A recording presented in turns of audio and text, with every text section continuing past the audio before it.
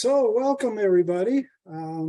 This is of course March. You can tell by the weather. This is what March usually is like this time of the month.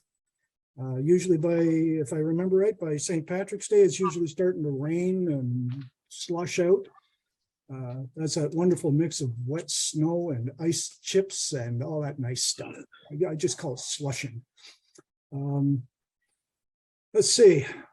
I'm Bernie Vanessa. I'm the chairman of this organization and happy to be.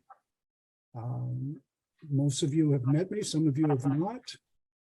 Some of you are new friends, some of you are old friends. And I welcome every one of you. Let's see.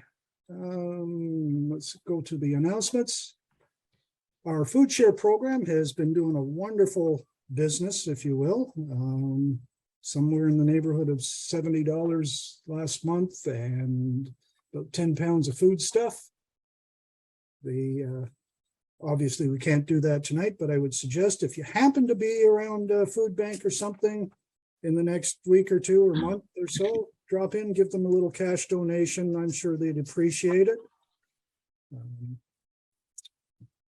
Our loaner program is running away with us. I know Paul is here somewhere. I did see her. Anything new in the loaner program? Or how's our inventory? Paula? You caught me when I was eating my dinner. Sorry. Yeah, it'd be good if you turned on the microphone. Yes. No, I was having my dinner, so I didn't turn it on right away. Sorry. Oh, I'm sorry. That's okay. So we still have 1, 2, 3 Dobbs in. We have the big one that Ann bought that brought the 5-inch. Right. I'd have to go in and take a look in the spare bedroom to see what else we have. But suffice to say, we've got enough for 3 or 4 people to come and talk to you about telescopes. Yep. Okay, good. The library we are getting a substantial library happening. We can't do anything with it today, obviously. I have to thank Denise again for taking care of that. I didn't notice, is Denise here? I don't hear her. Denise is not here tonight, Bernie. She sent her. Oh, okay, well, sorely missed. Sue, you have an announcement coming up in a moment or two here. In fact, I'm going to turn the page and let you start chattering. Thank you, Bernie. So there'll be a few people online tonight who will recognize this picture. This is a picture of Dave Skelton's property outside of Wyerton, Ontario on the Bruce Peninsula. This is Andromeda Meadow. And the Skelton family has invited us back for our 2nd annual Dark Sky Star Party in September this year. And this is a very, very generous offer from the Skelton family to have us come and spend a weekend stargazing on their property. And this is what it looks like in the fall on a rainy day. And hopefully it won't rain this year. Bernie, can you change the slide, please? So I know clouds. Last year we didn't have the best weather, but we're hopeful. So this year's event will happen between Friday, September 22nd and the 25th. The cost is the same as last year, $25 per person, $50 for a family, and $37.50 for one parent or guardian and a child who's under 18. This is an observing weekend. There are no lectures. Due to the nature of the site, we don't have the setup to be able to do any talks or lectures. So there are no lectures. It's strictly an observing opportunity. We are going to be able to tour the E.S. Fox Observatory on Saturday afternoon. This observatory is run by the Blue Water Astronomical Society. And we will again have a Chinese food buffet dinner camping style on site on Saturday. And this is optional, and there is an extra cost for the Chinese food. And if you don't like Chinese food, but you still want to join us for dinner, you're more than welcome to bring your own food and join us. On site, there are ground camping and trailer sites available. Nearby in the area, there are many, many motels and cottages. We have, Bernie, can you go to the next slide for me, please? So it's about a 3 to 4 hour drive from Hamilton. The Bortle scale is approximately 3. For those of you that aren't familiar with Bortle scale, this is a measurement of how dark the skies are. Unfortunately, with Owen Sound growing, there is a small light dome in the southeast from Owen Sound, but it isn't substantial at this point in time. There are 15 trailer sites, approximately 20 ground camping sites, and that's on site. Off site, you need to look after booking your own accommodations. There's lots of additional activities, and one of the popular one was apple picking. This was a former apple orchard. We believe this property had an apple orchard on it, and there are many, many wild apple trees of all different types of variety. Everything from snow apples, which are white, all the way to ones that look like Macintoshes but don't taste like Macintoshes. So there's lots of additional things to do there. Bernie, can you go to the next slide, please? So things you need to know. There is no running water on site. There is a hand pump, but the water is not potable. And there's no electricity on site, which means if you come with your trailer, there are no hookups. So you can't hook up to electricity and you cannot hook up to water.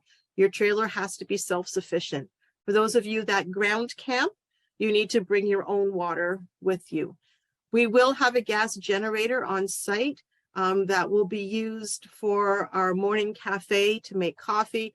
It'll also be used to charge astronomy equipment and small electronics like cell phones, tablets, but it will not be able to power your trailer. There are no picnic tables or shelters on site. There are no trailer pads. There's no dump stations. And we have to be, the campers on site have to be self-sufficient, including taking all of the garbage you create home. Please follow the directions that I send you. Do not use the GPS coordinates or the GPS routes that your GPS in your car tells you to use. It is wrong. And there is no ability for anybody to get towed out of a situation should they happen to take an unassumed road. So this year, please follow the directions that are sent to you. And there's a few stories about that from last year. Portable toilets will be available, and that's where most of the fees go to pay for that, as well as some other sundry items just to allow us to run the event, including making a donation to the Skelton family in memory of Joan Skelton, who was the one who first started this invitation to go up north. And Bernie, I think there's one more. Registration will open on April 1st, and it'll be on a first come, first serve basis. A waiting list will be created if we need to. For more information, you can go to our website at amateurastronomy.org, click on 2023 Dark Sky Star Party. You'll see the flyer there, along with lots of information about star parties and about this party in particular. Or if you want to speak to Matthew or myself, our information is there at the bottom of the screen. So I'm available at starparty@amateurastronomy.org, and Matt is available at mattmanastro@outlook.com. Matthew, have I forgotten anything? Not really, other than we had a great time despite the weather. And I think if we can get some real observing in, we'll have an even better time. Yes, we had a wonderful time. Friday night, the weather wasn't too bad and we got some observing in.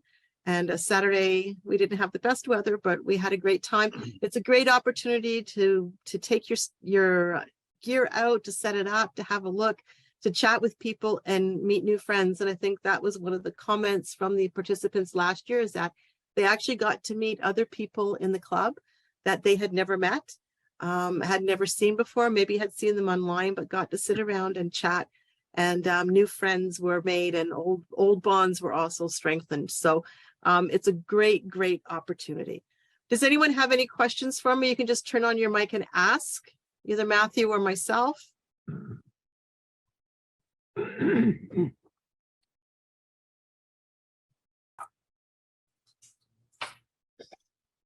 You indicated that this registration starts April 1st. Right. So on April 1st, the registration form and the payment, the registration and payment form will open up on the website underneath the 2023 Star Party menu option at the top of our website. And I'll be accepting registrations at that point in time. That gives Chris and I a little bit of time to set up the payment options for this year. So registration will open April 1st, and I'll send a reminder out to all the club members. So if you're considering coming back, please come back again this year. And if you haven't been before, please consider going. It is an excellent observing opportunity and a wonderful weekend. Awesome. Okay. All right. So what else is going on around in the club? Next Friday, we have a scheduled members observing night at our Binbrook site. Happens to be St. Patrick's Day. So please be aware of that. When you're driving later in the evening, you don't know what people are going to be doing.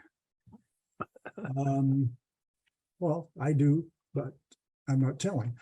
March the 25th, which is the following week, we have two things happening. We have BASEF going on at Mohawk College. BASEF is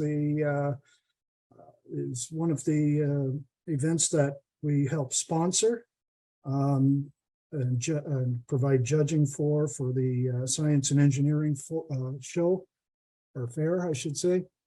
The 9 a.m. till noon on that Saturday, it is the projects are open to the public to go in and see what these kids are doing. If you've got a chance, go out and support them. Go walk around, talk to them, ask them what they're doing. These are our leaders and scientists of tomorrow. Later that evening, we have an outreach night at the Grimsby Welcome Center.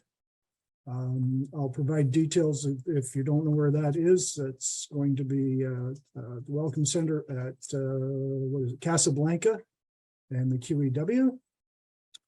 And then we'll be setting up there somewhere around sunset and staying till whenever. It's real nice to be out at that site because it's pretty much unless it's raining heavily or something, we go anyway. Because it's right attached, right next door to the Timmies and so on. And if the weather goes bad on us, it turns into a meeting or a fun get together. Be sure to come out for that. April the 14th, which is our next members meeting, Matthew will be speaking to us. And Matthew, have you narrowed down or exactly what you're going to be speaking to or of? Going to be all about telescope maintenance. Telescope maintenance. So regular maintenance and not so common maintenance, and actually some basic sort of repairs, stuff like that. All kinds of things to keep your telescope running. So things, would that be including then cleaning optics? Yes. And how about collimation, etc.? Yeah, I'll probably get into collimation as well. Okay. So I haven't really put it all together in my head yet, but definitely collimation and all kinds of different kinds of maintenance on different types of telescopes. Good. Look forward to it, because I've got like half a dozen telescopes here that could probably use a little bit of work. So Bernie, before you go on, you might want to ask John to talk about Astro 101 too. Yes, we can do that. John, if you're prepared to do that. Hi, thank you. Sorry, yeah, thank you so much, Sue and Bernie. So far, Astro 101 has been fabulous. We've had a couple of meetings so far. Plenty of new people joined in for the second meeting. A big welcome to everybody. always room for more. If you're interested in joining this discussion group that's aimed at beginning astronomers and just starting out in the hobby, you're welcome to join in anytime. You can contact us at astro101@amateurastronomy.org, and we'll send you all the information. And the next meeting, as I put in the chat, is next Friday, and I'm looking forward to that. Thanks, everyone. Okay. Whilst we're here and thinking about it, are there any events going on that I have forgotten about? Or that you might want to have mentioned right now? No? Okay. So, Kerry-Ann, how are you? Doing good. That's good. Well, it's not too old a picture. It's I borrowed this from I don't know, one of the websites that your face is on. I think I look 10 years younger. Probably taken 10 years ago. Yeah, well, you know, if you look at some of the pictures that we have in our various documents, we were all a lot younger a long time ago. Mhm. Kerry is known personally by quite a few of you, and is known by repute by many others. She's a wife. She's a mother, I believe, twice. You have two Mhm. girls, I believe. Yep, 2 girls. She's a podcaster, a YouTuber. Or she's a pilot. What do you fly? Piper Cherokee, small single engine 4-seater. Okay, is this just recreational flying? Yeah, just for or- fun, just for fun. I'm not a podcaster though, Oh, although I've been on podcasts. okay. Yeah, that's Podcastee. probably. Okay, you're a podcastee then. Yeah, exactly. So you're also a meteorologist / forecaster, or sometimes some of us call it soothsayer for the Weather Network. I mean it in all good humor. The last couple of days, Kerry and I have been talking about this weather system that's coming through, and it's been fun. Mhm. Tonight she'll be talking about some of her recent astrophotography. But before I go into that, I mentioned earlier that Kerry and I tend to have a, I don't know exactly how you would refer to the relationship. We're never in the same room at the same time, it seems. We met in 2016 or 2015 at the club's picnic down at Binbrook. And I remember meeting her there. And the next time she was supposed to be, or the next time we would have crossed paths, she was supposed to be a speaker at one of our meetings. I believe it was for John when he was chair. And I ended up having to work and miss that particular event. After that, she was to be speaking to us again, and it turned out that she had a sudden opportunity to head to Chile, to the Atacama Desert. So missed her there. And now tonight we have the snowstorm. So we just don't get in the same room at the same time. Yeah, so Bernie predicted this. Yes, I predicted it. Yes, I did. I said, this is just not going to happen. Or at least we're getting closer. So we dream a lot about clear and transparent skies and those ever beautiful photos that we see in the magazines, and we read about where the guy was when he took the pictures, and he's up, like 8,000 feet up in the mountains in the middle of Arizona, and Bortle 6 skies, and excellent equipment and all sorts of stuff. And you turn around, you look outside, and you've got a clear sky, but you can barely see, magnitude 4 stars, and you have to deal with that. So I see that sometimes as a hindrance, but most people will try. So will I. But Kerry's going to tell us how to use or to work with those conditions. I'm going to just turn it over to Kerry now. Sure. I could go on talking and talking and talking, but I won't do that. Yeah, I've waited like 6 years to hear you speak, so I'm going to let you do it. Well, thank you. Thank you so much for inviting me. And it's so nice to be back, although it would have been so much nicer to be back in person. But unfortunately with the weather, this didn't happen. But anyways, it's nice to see so many familiar faces here on Zoom as well. So I'll just share my screen and go. Okay, do you see that? There you go. You're good. Looks Full- good, full Kerry. page? Okay, good.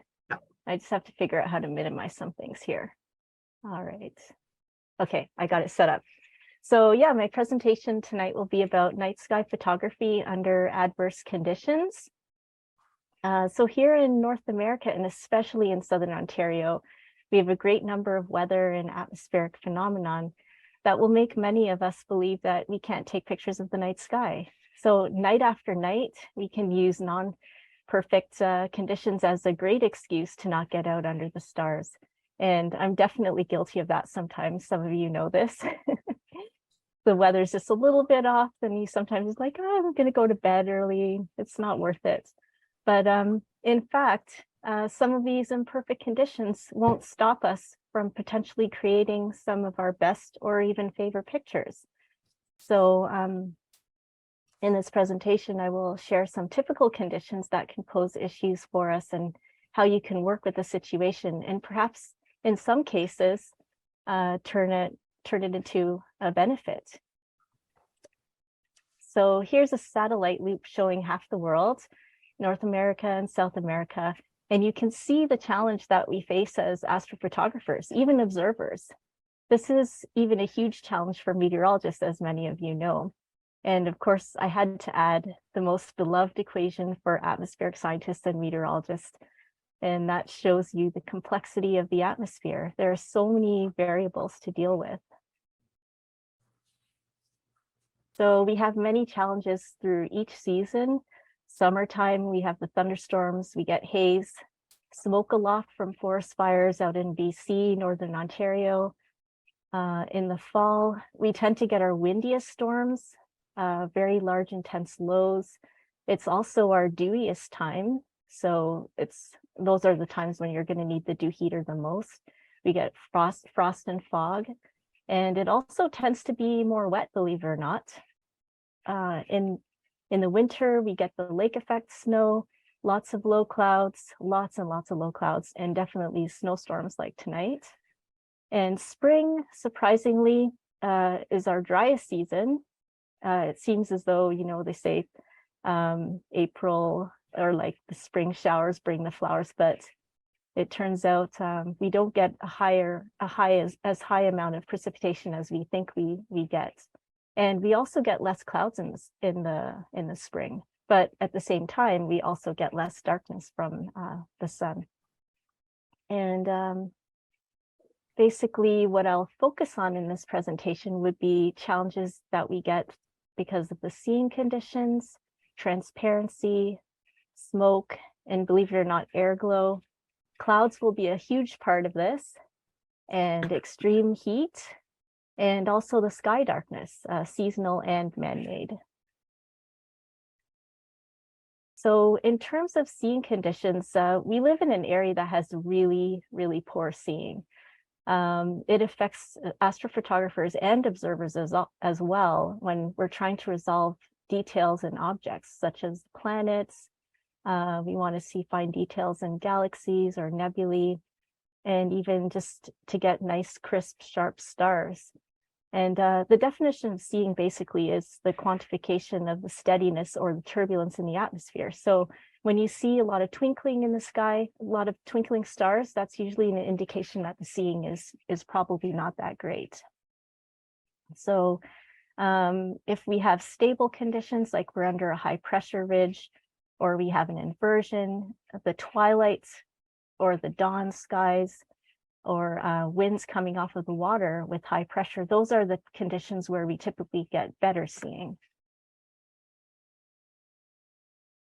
So here's just an example on even just a single night. One of the stars here on the left, that's an example where the seeing was not so good. And then the one on the right shows better seeing because you could see the stars a little bit tighter.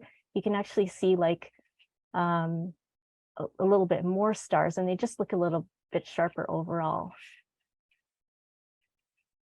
And one of my favorite objects to photograph is M51. And as many of you know, M51 has some amazing detail and structures in there. But with our type of atmosphere here, with the poor seeing, it can be a bit tricky. So this is just an image of a stacked color file from M51 taken from Grimsby, and the seeing conditions not very good at all.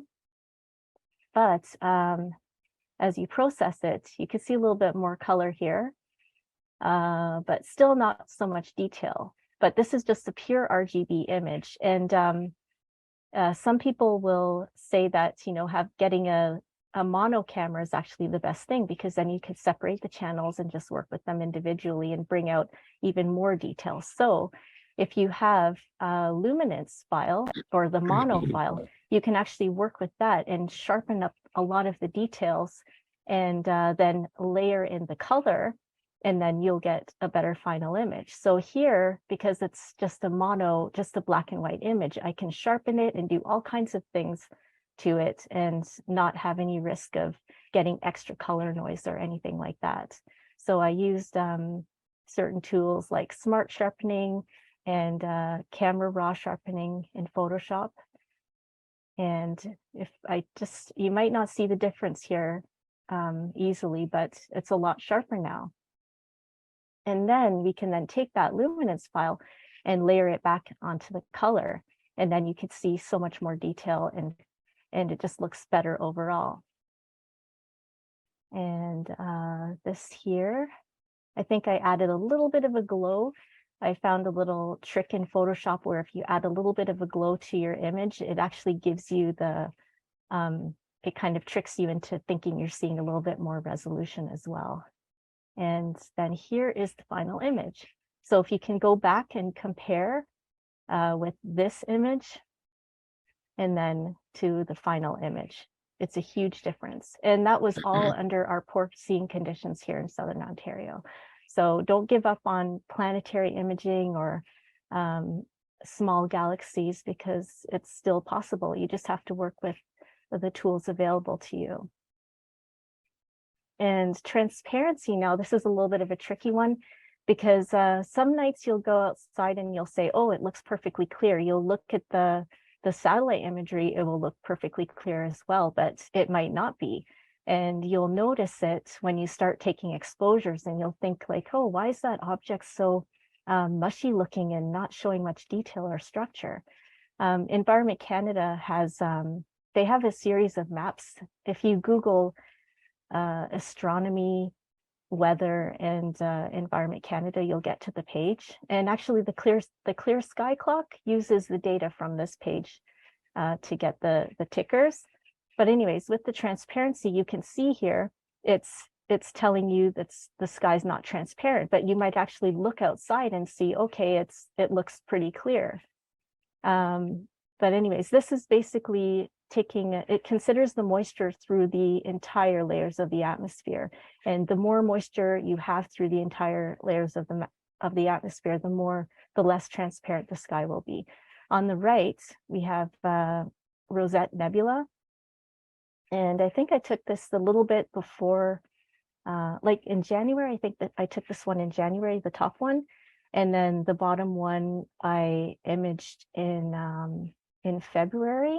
And I just had different transparent skies. And, you know, I could either choose to work with all of these images, or I can just, you know, get rid of the ones that didn't work out very well and then integrate and stack the good ones. But because we have such poor weather conditions here, it's hard to find that many clear nights. So sometimes you just have to work with all the data that you have to get the best image that you can. So on a given night, I will actually use the sky quality meter that I have set up outside. and it gives us readings. And on a clear night, you will think like it's perfectly clear, there's no clouds, but then in the morning, what I will do after an imaging session is I'll look back at the graph, and then if you start to see little like warbles or dips in the sky quality overnight, you can tell like those are like either clouds or very non-transparent parts of the night sky. So I find it to be a really helpful tool. So of course, the higher the number is, the darker and more transparent the skies are. And here's an example of the struggles that I had through the winter imaging the Flame Nebula. So I had many nights where it looked perfectly clear, but then it was there was a lot of moisture in the atmosphere. So the image on the left shows a lot of moisture, and you could tell because Alnitak is so has like this fuzziness around it, and it just looks like it's blooming. And then the image on the right is nice and crisp and sharp, and you could see a bit more detail in the flame. So instead of just tossing half my frames and just saying, no, I'm not going to work with it into the final image, I added them all together, and then I still was able to get an image that I was happy with. It's not perfect in any way, but I think in some ways the bloom and the mistiness or the moisture in the atmosphere made Alnitak look pretty interesting and stand out and balance with the image with the Flame Nebula. So I thought in this case it made for a pretty unique image, and it was a good thing that I didn't give up that night. I give up on those nights where I had poor transparency. Now, another problem that we seem to face a lot, actually, and this is sometimes through most of the summer. Last summer was actually pretty good. We didn't get a lot of smoke aloft, but previous summers we did. And this can basically be what our satellite image can look like through most of the summer. And you could see there's like smoke everywhere. You can see this is high cloud, but then this kind of faded grayish stuff is all smoke. And it can linger over us for many, many days, even weeks. But we can actually use it to our advantage when we're taking pictures, such as the sun.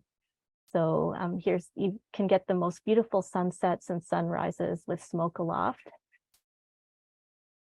And also here's an image of the moon. This was probably the first time that I was able to get really nice color, very easily color on the moon, instead of it turning out like a black and white image. But not only that, and this was taken with an 80mm telescope. So the focal length was about 500 millimeters, and I used my, I think my Canon 40D at the time.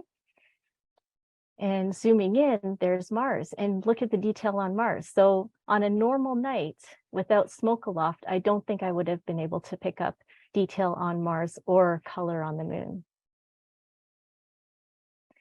Sometimes though, like it can be really discouraging when you get so many of these smoke aloft events. I actually planned a trip to California, Sequoia National Park, and this was, I was basically stalking the satellite imagery for days and just hoping that the forest fire smoke through the California would just peter off or move out of the way. But looking at the weather maps, you could just see there's hardly any wind in the area. So basically there was no weather system that will be pushing the smoke out of the way. And I guess if I had endless money, I would probably want to cancel the trip, because the whole purpose of the trip was to take pictures of the Milky Way. But, you know, I didn't do that. And I figured, okay, well, I'll just see what happens and just take pictures through the smoke. And hopefully the smoke won't be too thick that I won't be able to see the Milky Way and get some shots. So here's what I was able to get when I was in Sequoia National Park. And you could see the Milky Way is quite faded, not very detailed at all, but I was able to work with Photoshop and Lightroom to bring out a little bit more structure in the Milky Way. And here's an example of using one of the gradient filters here to increase the clarity and also add a little bit of a dehaze, and just to get more structure. And then also I was able to do a radial filter to add a little bit more contrast with the Milky Way as well. And here we're just still working with the image, and I'm just trying to get a little bit more details. I probably did some sharpening. And here's the final image. And then on another given night, so of course the smoke stuck around. Here I was surrounded by sequoia trees, and you can see the Milky Way. It actually got a little bit smokier aloft for this shot. You can see the Milky Way is a little bit more faded, but you know, in the end, I just thought that it made for an interesting image anyways, with the fisheye lens, and you could see the light in the path down the pathway here is actually a parking lot. So can work with the light a little bit to make a little bit of an interest, like leading way in the photograph. And yeah, so I mean, it didn't turn out too badly. It's a pretty interesting shot. And then one of the other nights, I was able to make it to Morro Rock, which is about 6,700 feet above sea level. And up here, I thought that, you know, maybe the smoke will get a little bit, like the transparency through the smoke would get a little bit better, but it didn't help too much. But if you make like an interesting composition, you can still manage to get a nice shot out of that.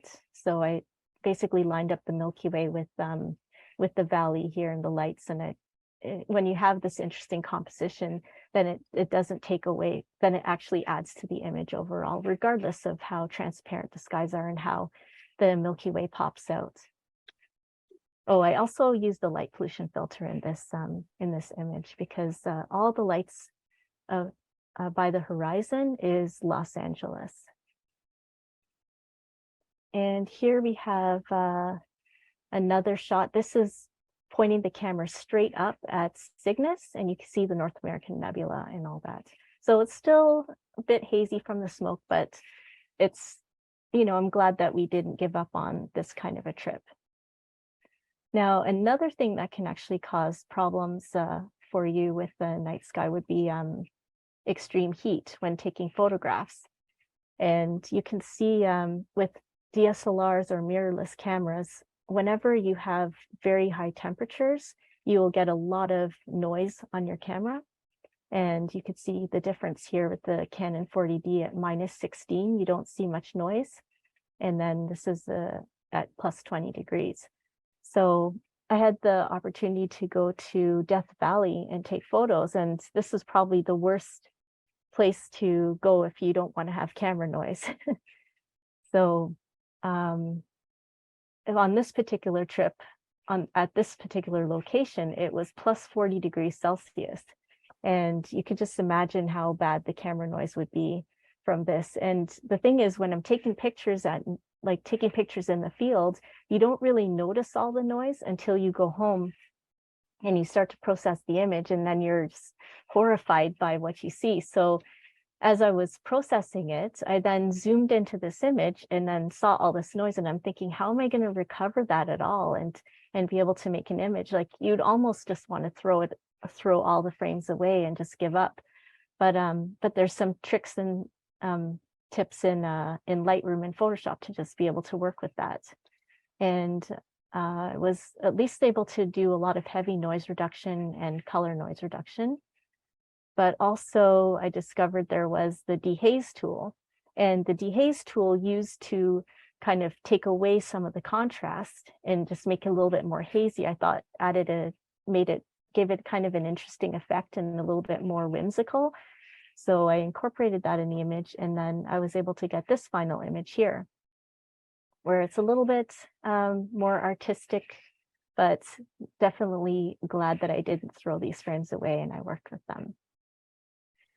And surprisingly, another thing that can actually deter people from taking pictures would be airglow. And I know airglow can look really beautiful in photographs, but also it can look extremely muddy.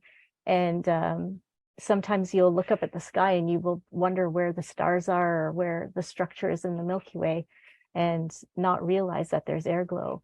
You can't really see this with your eyes. At least the times that I've experienced air glow, I wasn't able to actually see the colors or anything like that. And it's, some people mistake it for aurora in their shots. They'll think that it's the aurora, but really air glow is caused by solar radiation's interaction with the oxygen molecules, but then aurora is the solar wind's interaction with the magnetosphere. So air glow also is not dependent on your latitude. You can get air glow anywhere around the world. And actually, it's getting a little bit worse and more prominent in places like the Atacama Desert, where they have the big telescopes. So that's becoming more of a problem there. But yeah, it can, in this particular shot, you see that it can look really beautiful. And when I was in the Canadian Rockies, that entire trip had air glow, and I didn't know right away until I started processing the images what I was looking at, because I'm thinking like the Milky, it's such dark skies here. So why does the Milky Way look so muddy and not as prominent? But as I started to process it, you could start to see the colors of the red and the green, and then bringing it out even more, that's what you get. So if you look at the images and not realize that it's air glow, you would just think that you have all these lost frames and you might just be tempted to throw it away. But I think it can actually make for pretty unique shots. And here's another particular night, and you could see the sky already just looks kind of muddy and weird, but that's this air glow. And here's the final image. And then here's another example where it's actually really beautiful with the Big Dipper. And then another shot here. So I just thought it was unreal that every single night had a different kind of air glow. And here's the final image. So, yep, you can definitely work with that. Now, the next thing you're probably going to be surprised about will be the clouds. Like, how on earth can you work with clouds with the night sky photography? Well, believe me, if there's a way, I will try to find it because sometimes the bad weather finds me everywhere I am. So this particular trip that I went on was to Easter Island. So if you can imagine, I'm investing all this time and money to go for a week in Easter Island to get some beautiful, unique images of the, with the southern skies, the Milky Way and everything like that. So I travel across. So we have to fly to Santiago in Chile first, and then from there you catch another flight to go to Easter Island, and that's a 4-hour flight. So, but little did I realize that this is going to be the weather. Basically continuous cloud, and there's actually a boundary just to the south of Easter Island where it was pretty much meandering up north and south. And it's pretty deceiving when you're there, because during the daytime, I found almost every single day, it was beautiful, beautiful blue skies with some puffy clouds. And usually when you see these puffy clouds during the day up here in Southern Ontario, you'll know that, oh, they'll just die away at nighttime with the solar radiation going down. But in this case, in Easter Island, I wanted to take pictures of the Moy, by the way, and it just kept getting cloudier and cloudier every single day towards the nighttime. And here's the evening time. I'm set up, ready to take pictures. And it's just, I'm not feeling much hope here at all. Nighttime, and here we go. Tons of clouds. And I'm trying to think like, okay, well, I just hope I don't lose this tiny piece of clear sky. So I'm just taking pictures anyway. I know some of my friends that were at this location, they just stopped taking pictures and just packed up. But I figure, okay, I'm here. I'm just going to try to shoot and see what happens. And as I took pictures and waited, the clear patch moved around. So I just thought in my head, why don't I just take it all into Photoshop and just grab all the clear patches and blend it all together to make one shot. And then that's what I did here. And here's the final image. Cool. So this picture here, believe it or not, this is Betelgeuse, and the red is Bernard's Loop. So this is upside down Orion. You can see the 3 stars of the belt right there. So glad I didn't give up on that particular night. And then now back at home, it's a totally another scenario that we deal with in the wintertime. It's clouds most of the time. I mean, we've got the lake effect scenario. Well, we first get the weather systems, and then once the weather system moves out of the way, we get the northwest winds that then give you the lake effect. But also we end up getting just days with just constant low cloud. And this is what our winter looks like for most of the time. And I started to realize that in my gallery of deep sky photos, I hardly have any shots like from the winter constellations. And but then one day I saw, this was back in 2008, Jay Gabani got a NASA APOD for his image of the Conan-Phosphor Nebula, and I was like, I can't believe this such amazing image. And it just pushed me to just be so determined to capture this. And I know that this is basically a winter target. So I talked to one of my friends, Stefano Cancelli, and we decided to collaborate on this because we figure, okay, we'll have to make use of all the clear skies that we can possibly get in the winter. And it took us basically 2 winters. We started working on this project to capture this. So he lives in Toronto, and he has severely high light pollution,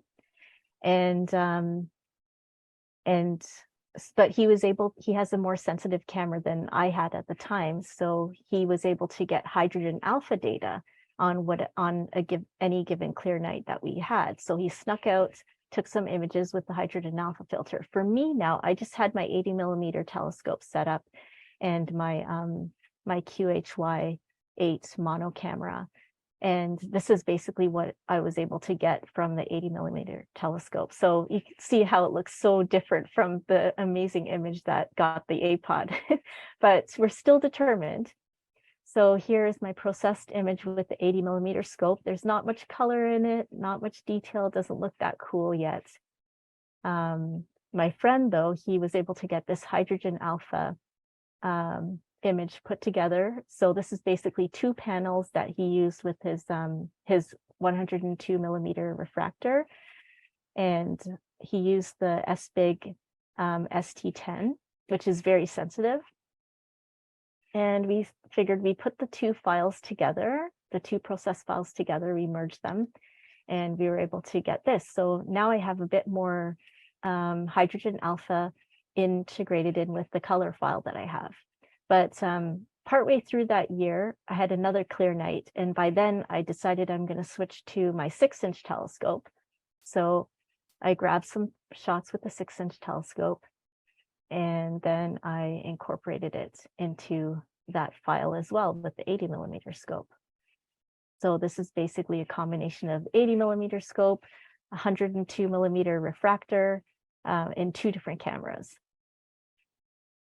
And then the next year now, we still weren't happy with the image. In the following year, I ended up getting the 8-inch Ritchie-Chrétien telescope.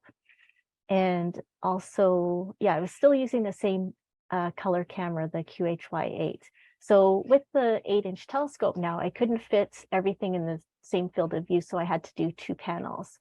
So this is the result from the 8-inch telescope color, and then processing it, and it looks a little bit better. The color actually from that 8-inch looks a lot nicer compared to the 80mm telescope.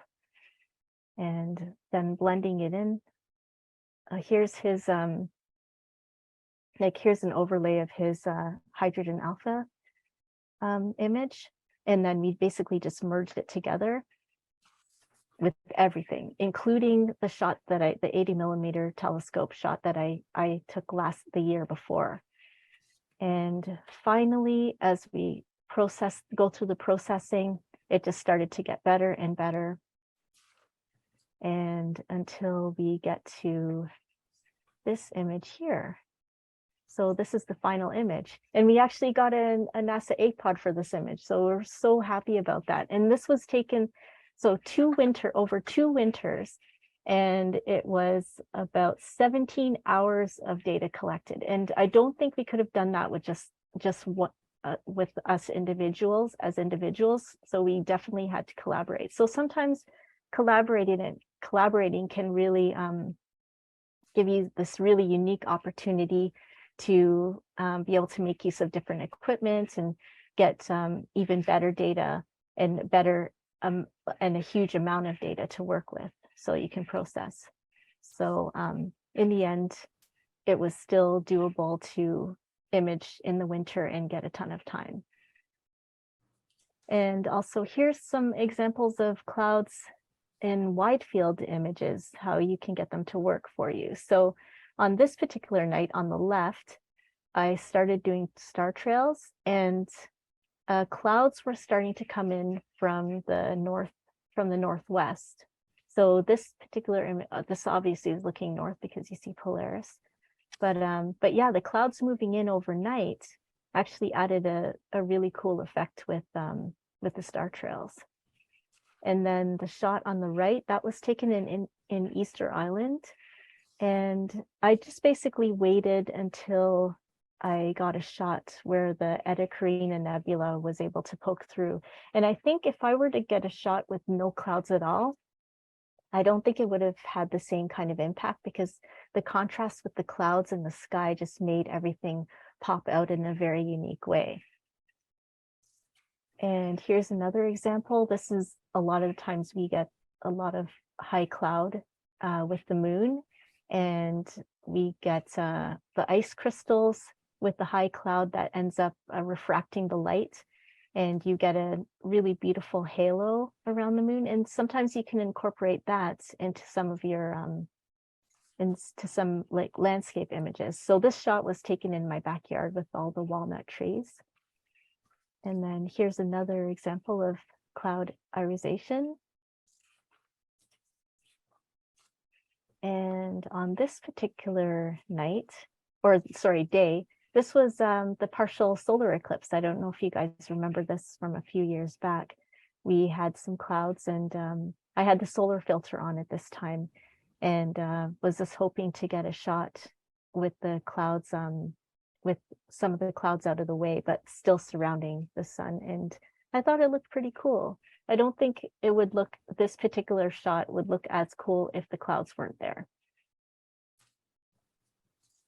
And here's a lunar eclipse with some clouds. And I think with the high clouds in the background, it kind of added more of a dreamy effect to the moon. And then you could see the darker clouds are lower clouds, and that added a little bit of eeriness as well. And now fast forwarding to just a couple of weeks ago with the Jupiter and Venus conjunction. So on this particular night, it was supposed to be fairly cloudy or just a few breaks. And I was thinking it's still worth a shot, because here's an image of the satellite loop, and you could see where we are here. You could see the clouds were supposed to be clearing out. I just saw this part here in the early evening before the sunset, and I was thinking, okay, well, if the low clouds are moving towards the east, then there might be a chance that I'll see Venus and Jupiter underneath it as it's getting lower in the sky. But also I saw these high clouds moving in. So I thought, okay, well, you know, it could actually cause some problems. But something that high clouds do is they can cause a bit of a diffusion on brighter light sources. So you'll get a glowy effect. So I wasn't sure if this was going to work out completely, but I figured, okay, it's worth a shot to go out and try to get a picture of this. Where I live, I'm surrounded by walnut trees, so my western view is completely covered. So I checked out Google Earth, and I was looking around to see if there's a spot where I can get some trees, just a couple of trees in the field of view. And I knew I would have to use about 100mm lens to get a nice framing. That's my daughter there in the background. So we found this community center nearby. It's maybe about 7 minutes. And we were just in the icy parking lot and we just waited. We actually froze because we weren't expecting to stay out for as long as we did. But yeah, I found that composition with the 2 trees and just took pictures until I could see Venus and Jupiter poking through the clouds. And I was just hoping, because you could see like there's little pieces of clear spots and you know, you just had to be patient. And sure enough, they did poke through the clouds. And then I was able to get this image here. And this is probably like one of my most favorite images of the year so far. And that's all because we just were patient and just looking at the weather, and you can kind of figure ways to make it work or be more positive about it. And you can see the high clouds actually caused a bit of diffusion in the Venus and Jupiter. So that's why it has that fuzzy effect, which is kind of cool. So next we'll talk about sky darkness.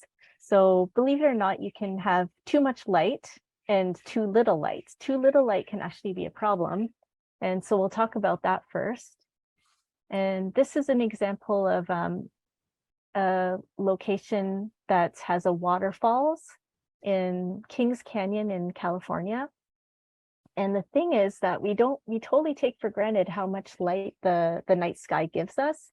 And in this particular spot, it was surrounded by so many trees and there was just not enough light coming down from the sky to help with the exposure of the waterfalls. Because usually on a regular clear night where it's open skies, if you take a long exposure, you can actually see the scenery very well. But it was very hard. So it took like maybe a 5-minute exposure to be able to get any hint of the waterfalls in the shot.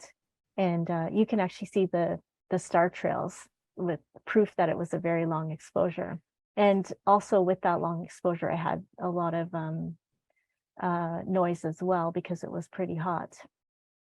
But I was determined to get the shot. And my friend was saying that you need to light paint it, like shine light on the waterfalls and the rocks in order to get a shot. And for me, I really don't like any type of artificial light, but I just decided to roll with it and just see if I could come home with some shots that I could work with in Photoshop.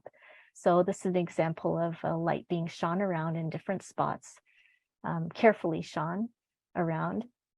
And basically what I ended up having to do was just blend these light painted shots of the waterfalls and the rocks with the actual sky in the background. And this is one of the shots that I have with this mainly process for the sky, and then putting it together, and that's what I was able to get. So pretty dark scene, but in this case, light was actually needed in order to get this picture to work out. Now on the opposite end, we have light pollution, and I know a lot of us, like we're always striving for dark skies, but we can't always get that. And just a little background about where I live in Grimsby, and it applies to many of you too. Where I live, I'm in the orange zone, and typically around Bortle 5 skies. And we have a sky quality meter that used to measure 20.2, but it's gotten worse, and I'll show you.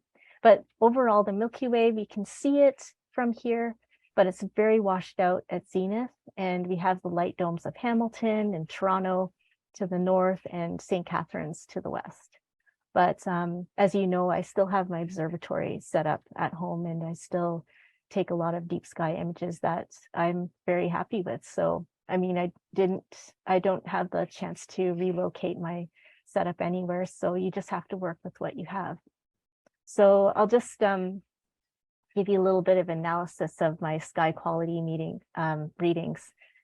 I know this could probably be a whole separate talk altogether, just doing analysis of sky quality, sky darkness. But you could see in 2010, 11, 12, 13, 14, basically we had a sky quality reading of 19. So the lower the number is, the worse the sky quality is, or the sky darkness is, and the higher number means it's darker. So now in 2015, we start getting really fairly decent readings, and actually some record readings. And this was because Grimsby changed over to the LED lights. So I really enjoyed like 3 years of getting, the odd really dark skies, or fairly dark skies for this part of Southern Ontario. And then unfortunately that all ended later in 2017, and that's because the greenhouses started up. So you can see the numbers are a lot worse now. And I have a bit of a graph here showing it. So you can see we had our sky quality meter wasn't working around this time stretch, so we don't have any data there. But this is leading up to 2015. We have the LED lights for Grimsby. So you could see that the peak values, the high values, are basically values that we're getting in the summer. The lower the valley numbers are typically the winter values, because, and I'll show you why, we get lower readings in the winter compared to the summer. But overall, the summers were a lot better in these regions in these years because of the LED lighting that Grimsby had. But then the greenhouse number 1 started up, and then we started getting, like 2018 were very low numbers, and then the the greenhouse number 1 shut off, or they went out of business, or something happened, and then we started to get good readings again. And then all of a sudden greenhouse number 2 started up, so now we get lower numbers again. But greenhouse number 2, we actually complained to them about the lights, and they started to make some changes. So we're hoping that later this year we'll see some improvement in the sky quality, sky darkness. In terms of light pollution values, the sky darkness between summer and winter, or sorry, snow on the ground versus no snow on the ground, we definitely can tell that when there's snow on the ground, you're going to get a lot more of the lights getting reflected up high, and will ruin your readings. So this is just proof of that. And this is basically our extreme values. So we were actually able to get 20.8 some years. So that was pretty amazing. And some of that, the reason for that could be a scenario where basically Hamilton, Toronto, and St. Catharines probably had low cloud covering, basically blanketing them, but then at that moment Grimsby happened to have clear skies. So that was pretty amazing. I remember I made a post back in 2016 about having this amazing values because, and I checked the weather, and indeed, like everywhere around us was cloudy, had low clouds except for our location, and that's why we had like our darkest readings. So anyways, that's kind of like a side note about light pollution. So this is what it looks like when I take a wide field shot from my house.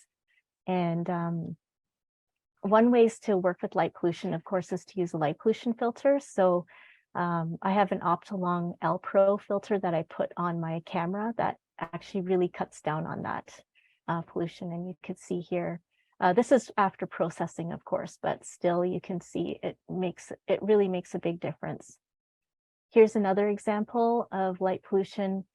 This is pointing the camera straight up at Cygnus. And I'm not using a light pollution filter here, but then you could see the difference when I use a light pollution filter. And then now processing that image with the light pollution filter, I can get a lot more details. One thing to note though is when you're taking wide field images, it's a lot harder to filter out the light pollution. But when you're taking deep sky images, you're using such a small field of view. It's a lot easier to get deeper images with more integration time, more sub exposures. just with that smaller field of view, you don't have as big of huge light gradients to deal with. So it's always harder to do a really wide field shot and get a very deep image of the night sky with that compared to the smaller field of views. Like here's an example using my 8-inch telescope and my SBIG 8300 mono camera. This is basically dust in space, a reflection nebula. And I never thought that it would be possible to get something like this from home with my light pollution, but you know what? It's 12 hours of integration time and imaged over several nights. So the light pollution can still, it's a hindrance, but it's still doable. You can still work with it and take pictures. And in some ways, I think it actually helped in these pictures. The light that's illuminating the flowers is coming from a window, an office window, but also I shone a little bit of like my iPad light on the underside of it just to get a nice dimension. And then the background, you could see the Milky Way is really faded above. And then this light dome is St. Catherine's light pollution. But I think if I didn't have the light pollution, then it might not have been as a cool dimensional image in the end. I mean, maybe it's a matter of opinion, but I really like this shot. And then here's another picture with some sunflowers. And again, the same thing, it's lit up with light from an office window and an iPad. And then you can see the Milky Way going right across. It's not very bright. It doesn't stand out as well, but it's there. And St. Catherine's light pollution, again, is over in the background. So, you know, you can still take images that you're happy with in the light polluted area. And here's another example with star trails. You can take star trails anywhere. Even in downtown Toronto, you can get star trail shots. So it doesn't matter. And here is actually a picture from downtown Toronto. This is by the lake. So, and also it's a full moon night. So there's tons of light pollution. And here we have Orion and some trees. And this is Lake Erie. This is the north shore of Lake Erie looking south towards Cleveland. So you can see the light pollution there. So I mean, in this picture, I don't think it looks that bad. It's interesting. And here's another picture with our favorite Neowise comet over Toronto. So Neowise was nice and bright though, so that was a real bonus. And this picture here, some of you might recognize from Binbrook. This was this is probably like the most famous Binbrook shot right now. When it made NASA APOD, I had so many people ask me about where this amazing place is. So it was cool anyway, because even though there was light pollution, this was around the time when I started to experiment with stacking. And with stacking, I was able to bring out more detail than normal. I think like nowadays with the newer cameras, you could probably get a better shot than this for sure. But at the time, I thought it was a really, I was really proud of this particular image. So with light pollution, you can still make things work and get images that you're proud of.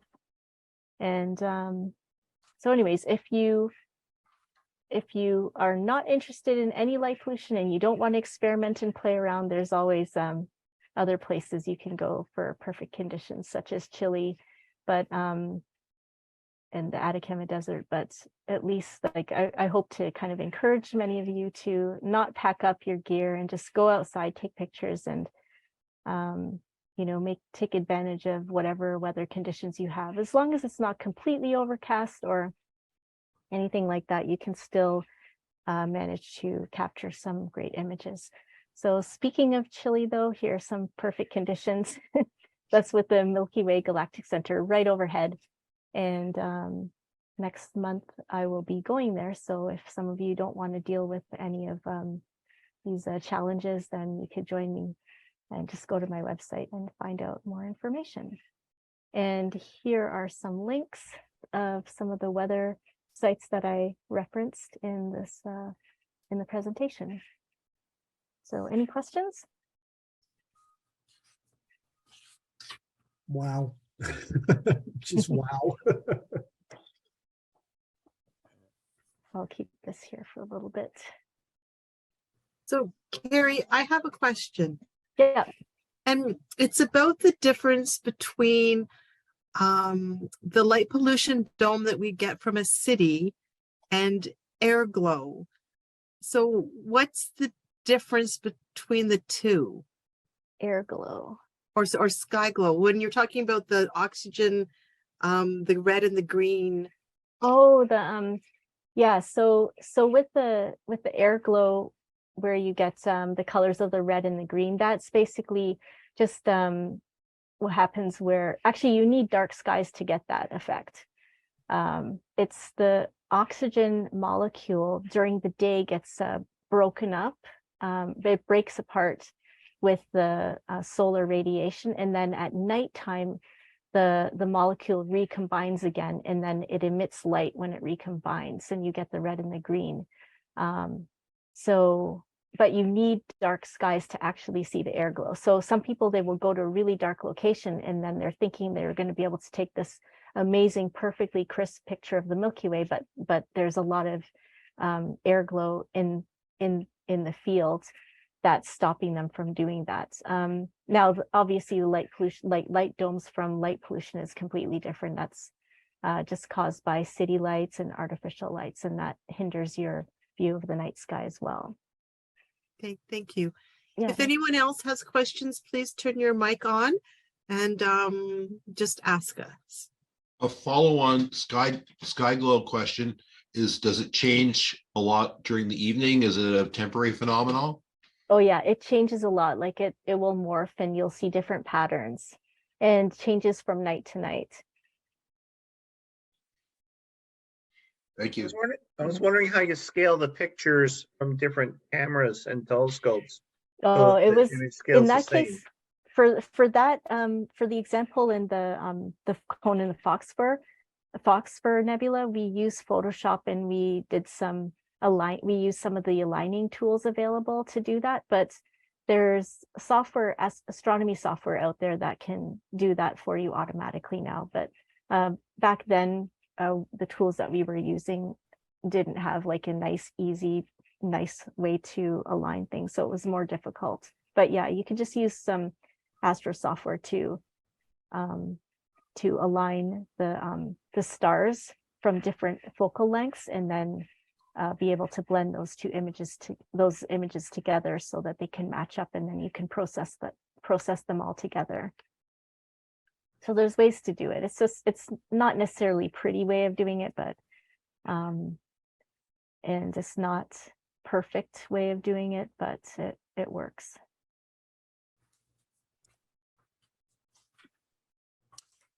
Okay, anybody else? Anything in the chat? Any questions in there, Sue? There are no questions in the chat that I see at this point in time. Lots of comments about the beautiful photographs. Good, and there's no arguing that. That's for sure. That's for sure. Okay, I'm going to come back in here, I think. There we go. Let's get back up here from the current slide. There we go. I think I'm back on. Am I back on? You're good, Bernie. Okay, good. Thank you so very much. Oh, you're welcome. Absolutely awesome. And I'll tell you, it was well worth the 8 years of waiting. Okay, so we're going to stop here for a couple of minutes, stretch your legs, run for the potty, put the coffee on, whichever. We'll be back in about 10 minutes, and we'll continue on. We have lots more. Don't go away. See you soon.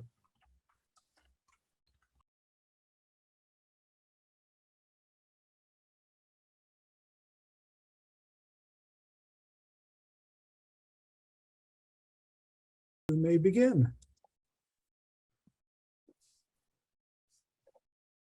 All righty then.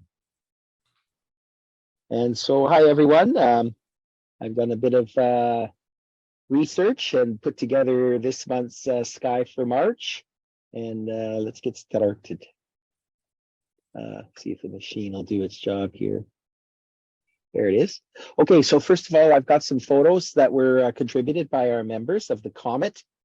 This one was from Chris, who's not here today, but this was Mars and the comet taken after our monthly meeting last month. You can see Mars. I don't know how many diffraction lines he's got in that picture. It looks like about 12. Okay. And now these next one was from Matt. Took this on February 11th. And another picture just like it. Matt, you want to say anything about it? Not really. I did about 30 frames of each and stacked them, but it's really difficult to get the comet without blowing out Mars unless you cheat and do 2 sets of exposures and then blend them, which really I wasn't up to doing. I still had COVID, so I was quite happy to get anything. The worst part was trying to do it visually. I ended up laying on my back on the deck and then using my binoculars looking almost straight up. That was fun. That's it. Okay. And so, excuse me, this one was taken by John of the recent conjunction of Venus and Jupiter. John, do you have some words for us? Page Park in the middle of Hamilton. It's the day after the conjunction. Okay. And this is another picture that you took a little bit with a tree in the background. And then here's 2 photos from Bob, one of the comet with Mars. Bob, do you want to tell us about that? How many frames did you stack?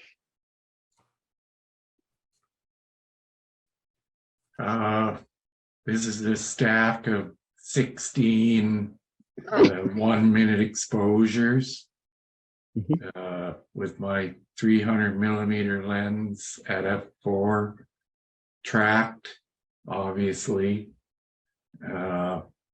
Lots of actually did lots of processing, lots of layering and blending and whatnot. But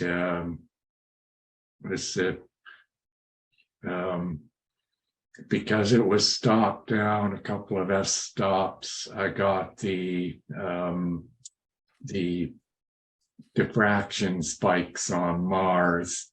Oh, I see. And I didn't blow out the comet's nucleus.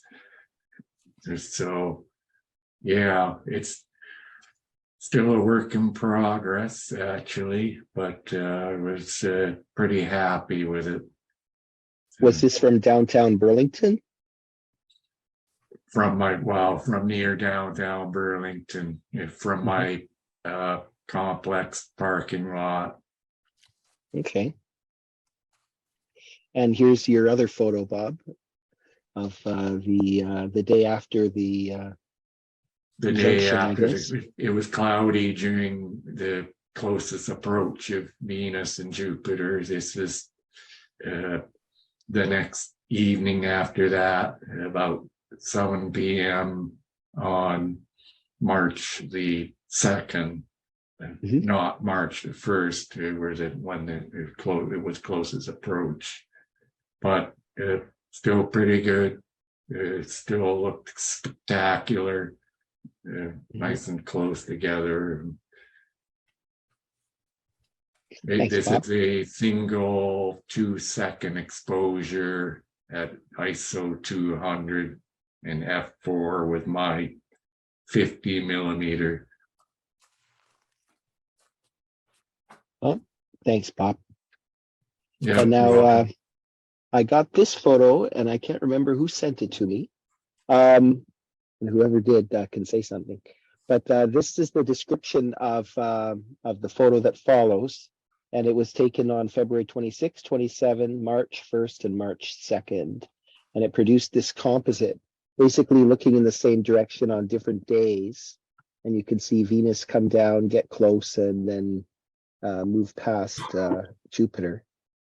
And this was Chris Baldock, who had a website. This is his Flickr page.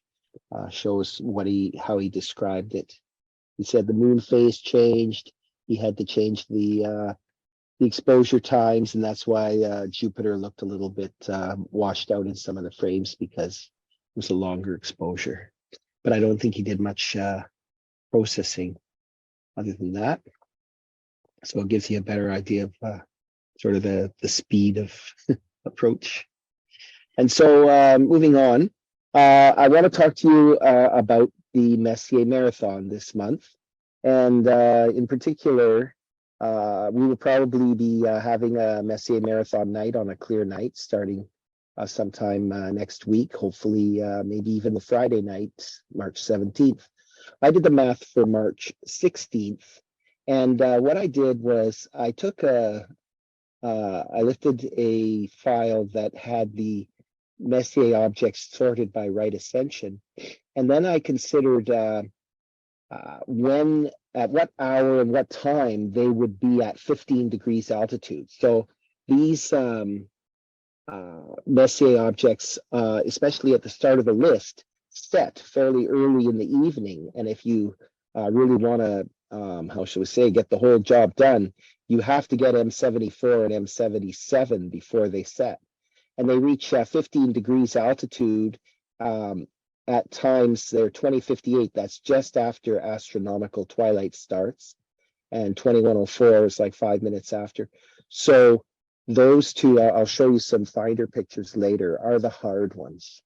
Everything else is comparatively easy. So my second column there, BCA order, is the order for Binbrook that I recommend seeking these out. So basically what I did was I used the Stellarium to show the progress of each Messier object, and I noted when it crossed 15 degrees, if it was setting, and I wrote down that time, because you really don't need to know the time that it gets to 0, because you're not going to see it in the sky glow, especially if it's something like a ninth magnitude galaxy. You're not going to see that below 9 degrees, no matter what you do.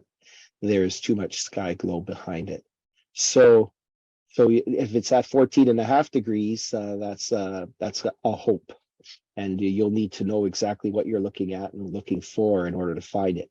As things go along, it gets a little bit less time constrained. M79 reaches 15 degrees at 25 after 9. So if you can get these two early, then everything settles down, and these guys are setting between 9 and midnight. So you have to do them pretty much right away. But after that, there's nothing that sets between 9 and 10. You see, it goes from 2152 to 2318. There's a whole hour in there. But that doesn't mean you don't have anything to do, because there's all these circumpolar Messier objects that you can reach for at any time if you've reached the end of your list. So these ones here you can do as fast as you can, all the way from number 1 to 36. I don't know if you can see my mouse. I hope it's showing up where I'm pointing it. Yes, it is. Okay, and I can even enlarge this a tiny bit. From 1 to 36 Messier objects will start right up and get you going. And if you can finish them, then you'll be on to the next page, which then shows all the Messier objects you can do up until midnight. So basically, you can do 62 of them, and then you'll have to wait for things to rise. So the first 62 Messier objects on the marathon, if you were infinitely fast, you could have done at 9 p.m. But these are the ones that you can look at, and I sorted them by basically by the right ascension when everything was tied. And you can see here in this column where it says 42, 38. This is the altitude of that object right at 9 p.m.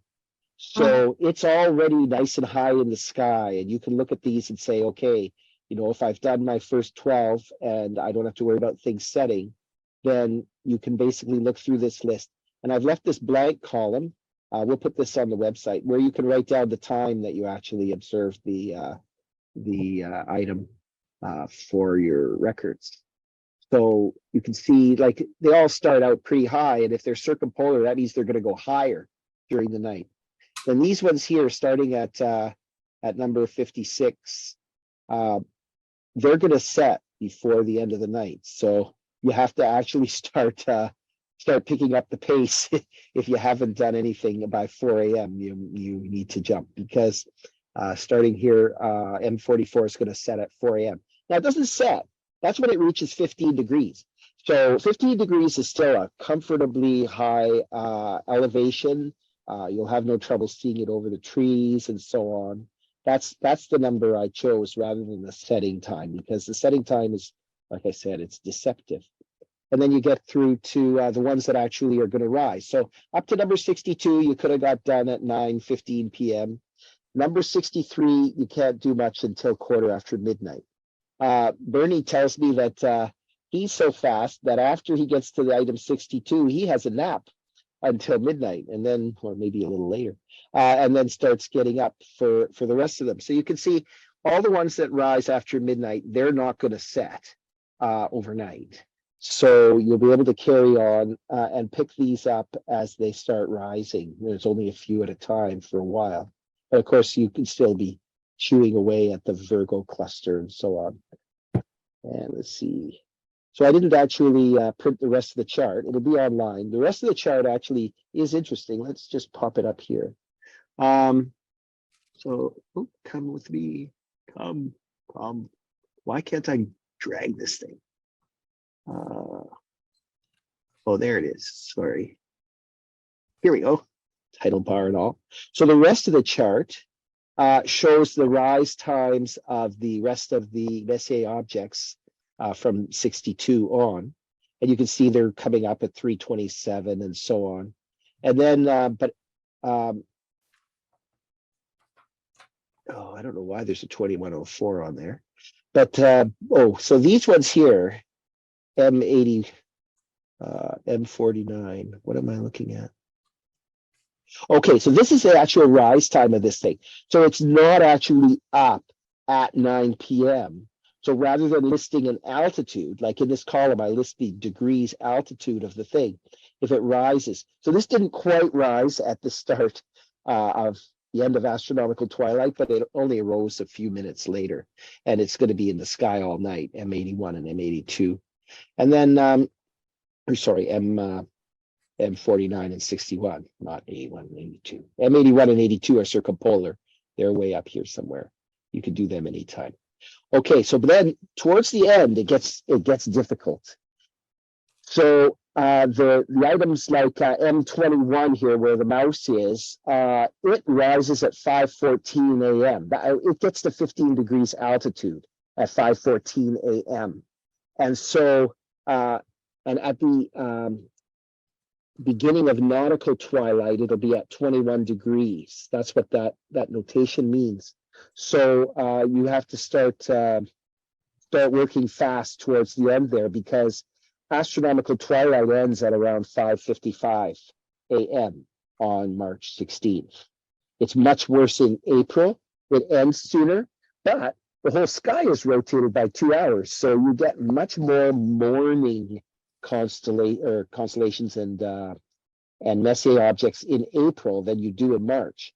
But at the other end, it's really bad in April. These guys here are like basically in the soup right at the start of the evening. So I don't recommend waiting for April. Now, all these other numbers here, this says that when astronomical twilight begins again the next morning, this will be at 11 degrees, M6, 8 degrees for M7. This one here is going to reach 15 degrees at 5:57 a.m. and be 17 degrees by nautical twilight, which is around 6:30 a.m. And then it gets worse and worse. 7 degrees, 6 degrees, 1 degree. Okay, and then so if you really wanted M55, it's going to be at 1 degree at the beginning of astronomical twilight, only at 5 degrees for nautical twilight. I would say this is probably, well, it's only 7th magnitude. You might get it. It's a globular cluster, but it would be hard. And then the other ones here, this one's not so bad, M15 at 50, but this is really hard work. And then the last one here, after you've done all that work, you've done 109 objects, you even handled the duplicate M101 and 102, which are supposedly the same object here. And you've got your 109. Well, sorry, but M30 is not going to get above the horizon anytime on March 17th. At the end of astronomical twilight, or beginning of astronomical twilight in the morning of March 17th in this calculation, because it was the evening of Thursday, not Friday, it's still 11 degrees below the horizon. So I don't know of anyone who's completed a Messier marathon from our area, but if they did, it sure wasn't on March 16th, because they couldn't have got M30. It was not above the horizon anytime during the evening. Obviously it's above the horizon during the day. So this chart we'll put on our website. It's I highly recommend it. I plan to use it myself. I have seen, of course, M74 and 77 in the past with the Great White Scope, and struggled to do it during the Messier Marathon. It's pretty hard, and I have some shots to show you. So here's the M74, and when you're actually looking at it, you're going to see the central dot of M74, and you're going to see these small dim stars around it if you're lucky, and you're not going to see anything like this picture, which is M74 finder chart. Shows that it'll actually be pretty close to Venus in mid-March. So you would have to start with this star here and then star hop down into the soup. It's still at 15 degrees, but only for a few minutes. So before astronomical twilight ends, you already have to be star hopping down and basically be ready when it gets dark to have your telescope pointing in this direction. And this shows the time, 2054. That's the beginning, that's the time. So for those who don't know, astronomical twilight means the time when the sun is 18 degrees below the horizon. And it's considered after that to be as dark as it's going to get. And I think in this picture, you can see M31 as well, way over here, but I'm not sure. Moving along. Okay, so that looks like M74 again. So here's M77 now. It's on the other side of Venus, way over here on the left. And again, it's near a star. Like basically, it's just minding its own business, and you're going to have to use all the tricks in the book to find that in the 5 or 10 minutes you've got before it sinks down and sets. A month later, it'll be so hard. I can't believe it can be done. Not from here. And here's what it looks. Okay, so this is M31 now. At 1 minute after 9, assuming you got M74 and M77, you're pretty much off to the races. M31 isn't going to set for half an hour, and you can, it's not a hard target to find, honestly. I'm not going to give you details, but it's not hard. And then, okay, so as I was saying, some of these Messier objects, especially M30, are only visible in the daytime. And it got me thinking, well, what kind of astronomy can we do in the daytime? And so this month's Armchair Astronomer challenge is to see Saturn in the daytime.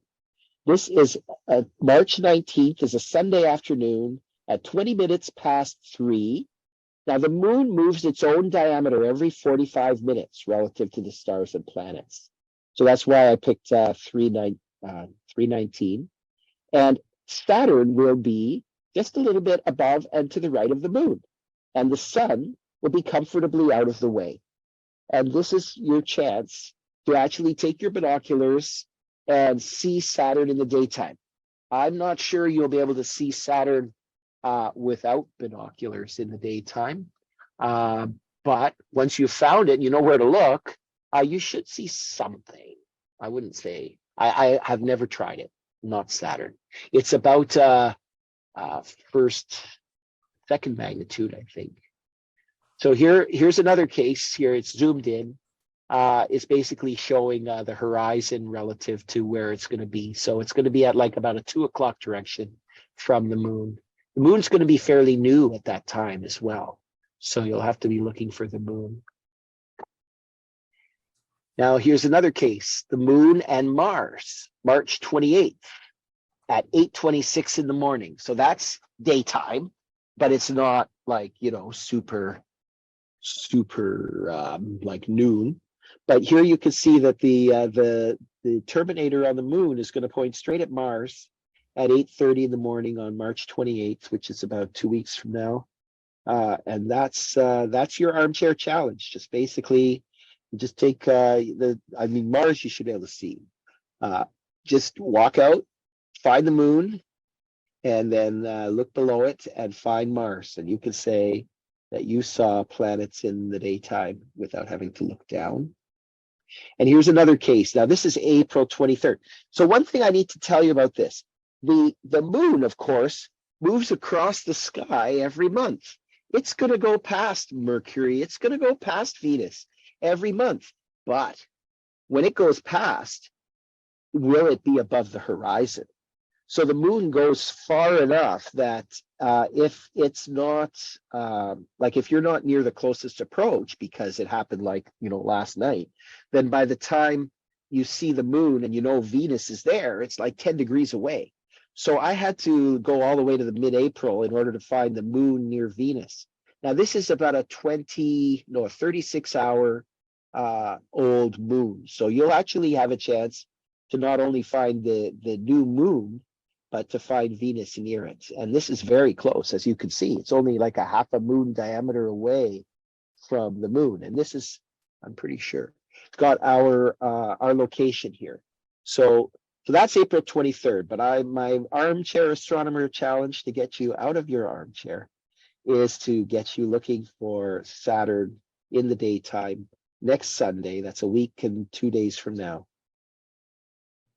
And you can write down the number for the moon rise, which of course we missed the one in March, but April 6th coming up, the moon rise at 8:37 p.m. I guess it's because of daylight savings time, is going to be at 103.54 degrees. So that's the compass direction to be looking. And that's a pretty inconvenient direction. You pretty much have to be in Burlington in order to get enough water in front of you to see the moon rise over water. Anywhere else, you're going to see it coming up behind trees, you know, significantly later than that time. But that's my observing contribution for the month, and I'm actually pretty happy with this spreadsheet in terms of the effort I put into really keeping track of what's going on. Like it's not good enough to just say, oh, I'll do them in right ascension, because we're not at the equator. If we were at the equator, then yeah, the right ascension would be exactly when they were going to set, but we're not. And so everything is skewed, and that's why I use Stellarium to create this chart. And most of it is, I mean, obviously the stuff that's in the middle of the night, you don't really care, but it's those first few items, especially up to like number 27, where it really does matter, 25 maybe, that you get things before they set and while they're still reasonably high in the sky. So, Steve? yeah. Oh, I'm sorry. Can I ask a Are there- question about your armchair challenge? Yes. What kind of equipment would you need to go out and do the challenge? Well, for Saturn, you're going to need binoculars, basically, and a clear sky. So you need to sprinkle anti-cloud powder. And then if the sky is clear, just go out and look at the moon, go about 3 moon diameters to the right and a little bit up, and point your binoculars there in the blue sky, and you should see Saturn. Now, obviously, Saturn in binoculars is going to look like a dot. You cannot see the rings of Saturn with binoculars. If you have a daub, and like the sun is fairly far away at that time, here we can bring up Stellarium, and we can put in, here, let's get this, we can put the time in. Okay, why isn't it here? Oh, I see, I've maximized it. No, come on, Stellarium. So Stellarium is a really handy program, but on a good day, it's supposed to let me see and adjust the time. And everybody besides me knows exactly how to do that. There it is. Okay. So this was, we want to go to March 19th at 3:20 p.m. And the machine jumps all over the place when I do this, but here we are. And now I'm going to zoom out. And when I zoom out far enough, way far enough, and roll the thing around and say moon, it says, oh, there's Saturn and the moon. What am I doing? Oh, 3 a.m. Sorry, got to go to 3 p.m. That's the old, you got to catch it when it's in the daytime. So here we go, 15. So you can see there's a significant difference in the altitude of the sun and the and Saturn. So the sun will be high in the sky. Saturn will be more towards the west, the southwest, and you'll have a chance to know it's there. And when you zoom in here, you can see it's not all that close. 1, 2, 3, 4, 5, about 6 moon diameters, 3 degrees, the upper right. I've been able to follow Venus into the daytime sky, not with the aid of the moon, but just with sort of watching it and keeping it in view as the clock ticked. But I've never seen it in the daytime, like out of a clear sky. You need some kind of a reference to help you find it. And so the binoculars, Right. yeah. So binoculars will be fine for this. Yeah. Okay. And thank while you. you're at it, look at the comparatively new moon. It'll have just a sliver of a new moon there, lit up by the Just sun from above. 5 points. Any other questions? Sorry, Bertie? Sorry, I was just commenting that the moon at that point was only 5.7%. Yeah, so it'll be a thin moon. Yeah, that's going to be fun. The thing about a couple of points about the Messier Marathon. For the purist, you're supposed to do it without go-to. You're supposed to do it without tracking. And the real purists do it without maps. Yeah, that's. But they don't do it I from don't do here. that. I don't do that. They don't do it from I here, still they use do the it from chart. Arizona. Yes, I still use the charts. And you were asking about, saying that seeing the entire list. Best results that I have from this location, okay, with telescope was 103.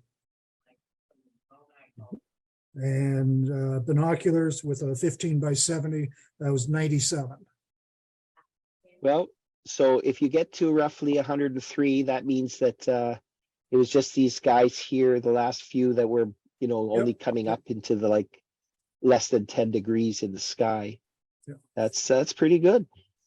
Well, that was like my 4th try. So yeah. So, but the key thing is, the key thing is that any kind of astronomical challenge really allows you to focus your effort and hone your skills. And you're going to learn a lot of extra stuff in the process, and you're going to really have a sense of accomplishment, even if you just go halfway. And so the other thing is the Messier Marathon doesn't require you to finish it all in one swoop. You just have to do it in 24 hours. So you could theoretically get up early and snag some of these in the morning. And then if you're feeling like you've had your Wheaties, then you can go the same evening and finish up. And then when you get to about anywhere here where, when they've stopped setting, so you could literally go home at any time after 10 p.m. when you found the last of them. These are the ones you have to basically find in the morning because they don't rise until midnight. But the first 62 of them you could do the next evening. So that's, if you want to get up at say 3 a.m., you could probably polish all these easy guys off and then wait for the rising sun and pick off as many of the late ones as you can pick out of the sky before it really gets the other thing to remember is it's not a descriptive viewing when you're logging. It's just, I found it at this time. I'm pretty sure that it's it, and you move on to the next. Right, you panicked. know you're looking in the right direction and you saw something that wasn't nothing. That's right. It wasn't a comet. Yeah, or at least something that might have been a comet, a really dim one.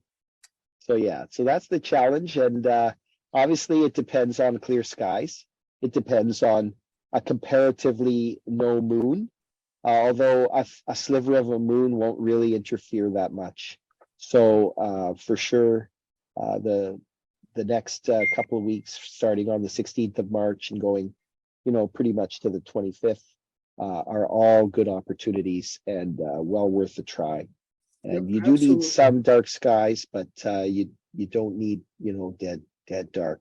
Remember, all this stuff was found in downtown Paris with a 3-inch telescope. So although the city was candlelit at the time, so light pollution is one thing, but Paris is actually north of here in terms of latitude, and it's not an impossible task. Yes, But on the there- 17th, it is impossible to see M30. That's all I'm saying. on that Hey, day, Steve. yes. Hey, Steve, have you ever seen the moon during the daytime like that? Like a tiny sliver? Like the I haven't 19th looked. scenario? I haven't looked hard for the Okay, moon because at 5%. looks like it's going to illumination. be a really hard challenge. Well, how many hours old is that moon, or how many hours is it from I don't know, new moon? 5.6. Because they say mathematically you can't see a 15-hour moon, but this is way more than that. This is a couple of days from new Yeah, moon. I was just thinking with the sun so high, it would probably Just- be really difficult. Do you Well, still it have is sunlit. Sorry, Steve, do you still have it on available? Just go back to it and I Oh, can sure. just read the chart. So I don't know how to pick off the, okay, here, let's go to this one. I don't know how to pick off the location. Here's the sun.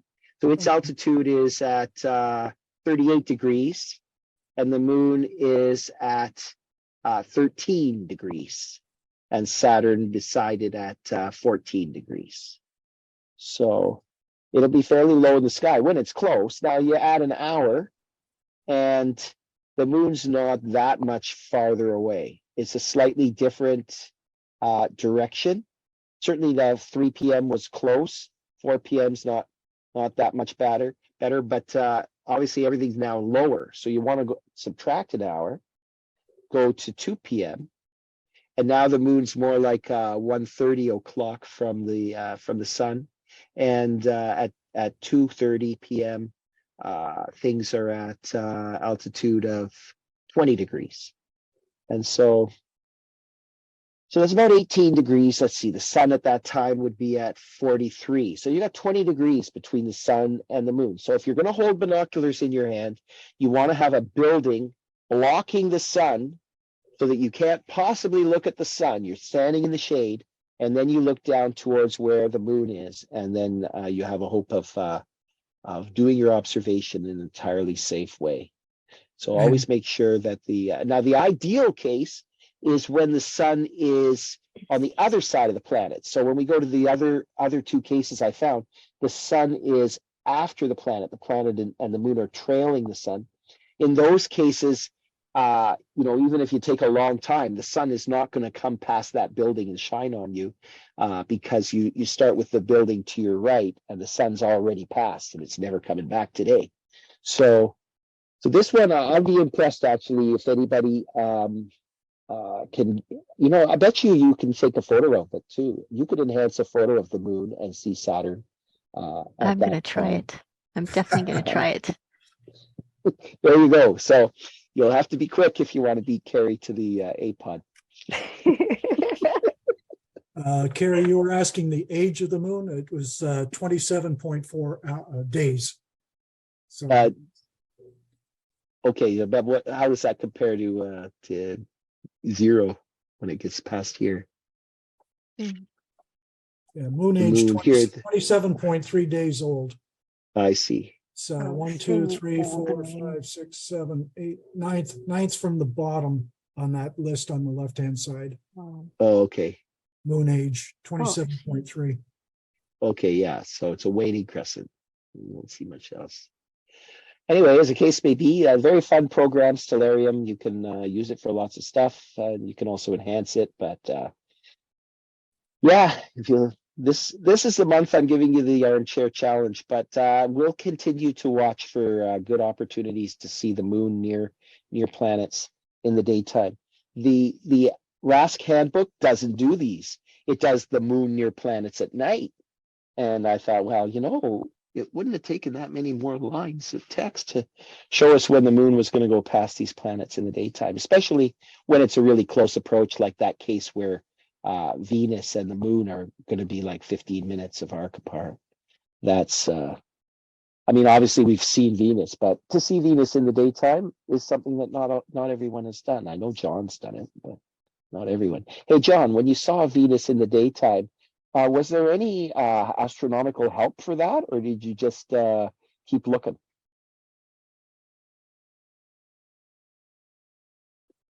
Actually, I saw it in the daytime when the moon was right nearby. Venus was to the right of the moon. Uh-huh. That was the first time in my life I saw Venus in the daytime with the naked Now, were you eye. expecting it? Were you expecting it? Well, kind of, yes. Okay. But it was You knew still it was a gonna be there. thrill to see it. And All right. especially without any optical aids. So yeah, so I can't guarantee Saturn's going to be free of optical assistance, Saturn but we will won't be get that Venus and easy. Mars later. And so I'll write them up in the EH, and we'll put some kind of a note in the blog. But the other two that I had were so there was March 19th. There's March 28th for the moon and Mars. That's in the morning. And here April 23rd for the moon and Venus.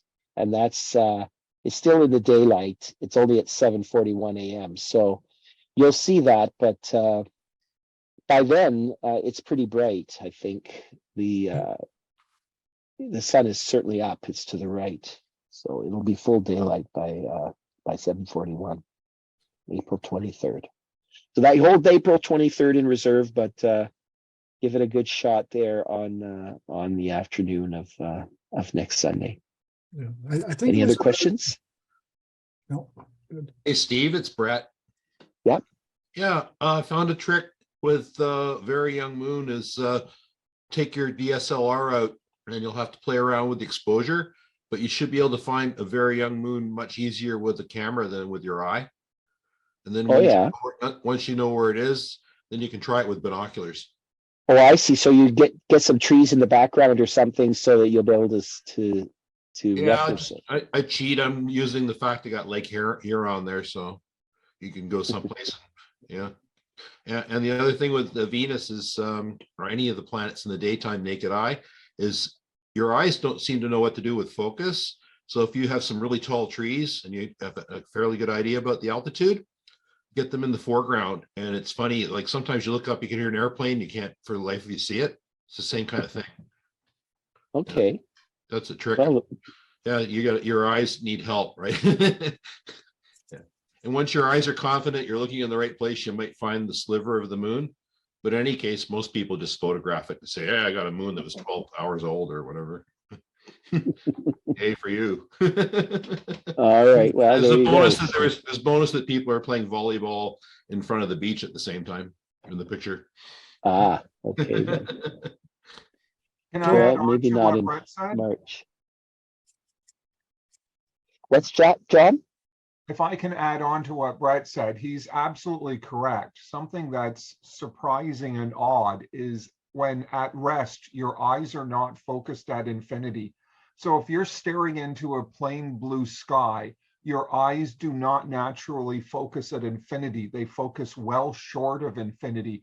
And you can look right at a point of light like Venus or Jupiter in the bright blue sky, and you won't see it because you're not focused on it. And so your suggestion, Steve, to do it when the moon is close by, not only allows you to help locate it, but an object like the moon allows you to help you focus your eyes on it or what Brett said, which is using something like trees or, you know, something that gives your eye something to move that focus out. So yeah, your eyes at rest don't naturally focus at infinity. You have to make them do that when looking at an object in the daytime sky like this. Thanks for letting me interrupt. Thanks for useful information. All right. Oh, good. I think that's the end. So there's your azimuth 103.5, and we're done. If I Okay. look in the right spot, I see that. There we go. Oh, wrong one. Let's see, where are we? We're coming down here. And we'll continue from there. Oop, You're not sharing your screen yet, I did Bernie. not share. Okay, let's get share. Share. Thank you. Oh, no, that's the wrong share. How did I do that?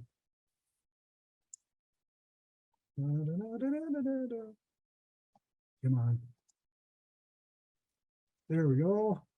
Share screen. There we go. Find the right one.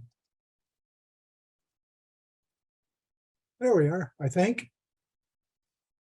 Am I there?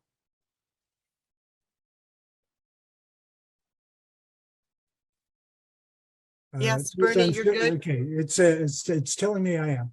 So anyway, yes, thanks, Steve, and everybody for all your inputs there. Sounds like it's going to be an exciting month. Okay, just reminders. Okay, that was a rather ominous giggle. Oh, I was looking at Stonehenge. I'm sorry, I wasn't muted. Oh, the changing the clocks. Yeah. I'm sorry, I saw that. I couldn't resist it. Yeah, so on that, don't forget this weekend. In fact, I would suggest you do it tonight. Change your clocks forward 1 hour. That way you've got all day or the whole weekend to get yourself adjusted to the new time or the correct time. Step two, number two, please check your smoke detectors and your alarms and such. That's very important. We want to keep you guys around. And that's this weekend. Next week, of course, members viewing at Binbrook, and at the same time, we'll be having the 101 group meeting. If it's a nice night, the 101 group is definitely invited to come out and view. And if it's not a real good night, all the members going to Binbrook should be coming into 101. The 25th, we have BASF. Give them your support. And then an outreach session in Grimsby. April the 14th, Matthew will be chatting with us with some very useful information. 17th, of course, is St. Patrick's Day. Please do not drink and drive. We want to keep you around. That's it for me. There is no giveaway this week because we were going to give away the telescope and can't do that if we're not there, and no books either. Same reason. So that's it for me.